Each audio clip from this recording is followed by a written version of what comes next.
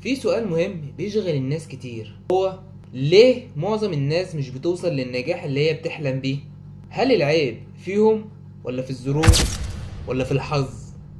النهاردة هنتكلم بصراحة وهقولك على 5 أسباب رئيسية بتخلي الإنسان مش بيوصل للنجاح، وهقولك إزاي تتغلب على الحاجات دي.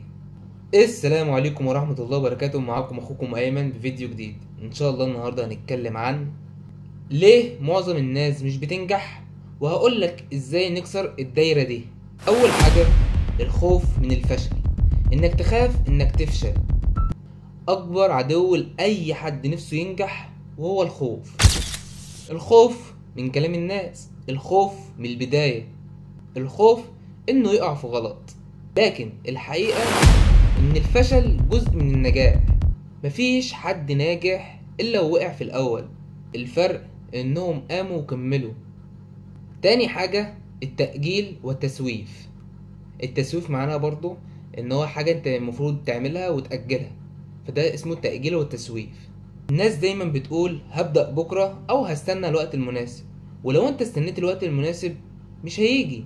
اللحظة اللي أنت هتبدأ فيها هي اللحظة اللي أنت حياتك هتتغير فيها، حتى لو هتبدأ خطوة صغيرة، بس المهم إنك تبدأ. تالت حاجة، المقارنة بالناس، إنك تقارن نفسك بغيرك.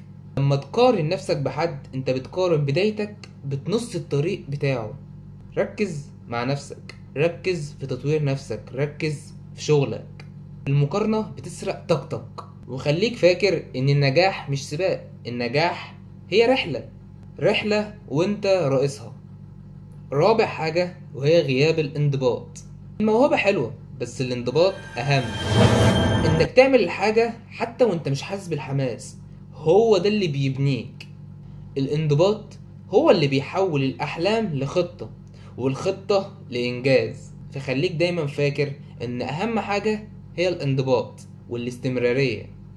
وبنسبة الاستمرارية كان في فيديو عامله الفيديو اللي فات اللي قبله، أو من فيديوهين كنت عامل فيديو عن الاستمرارية بتكلم فيه عن الاستمرارية، ياريت تروح تتفرج عليه.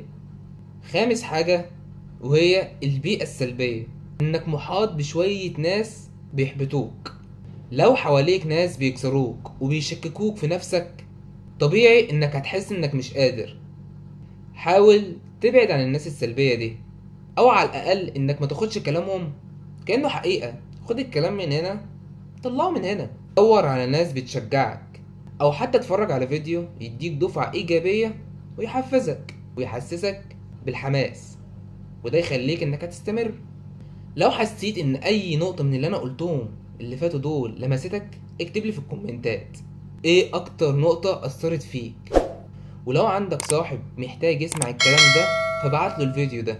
عايزك تفتكر دايما ان النجاح مش بعيد، بس محتاج انك تبدأ وتكمل لنهاية الطريق وما تستسلمش ابدا. ولو انت لسه بتتفرج عليا لحد دلوقتي، احب اشكرك انك كملت لحد الاخر. يا رب تكون استفدت من اللي انا قلته. ولو عندك اي استفسار او عايز فكرة اي فيديو انت محتاجها، اكتبلي في الكومنتات وانا هرد عليك. واشوفكم في فيديو جديد. سلام.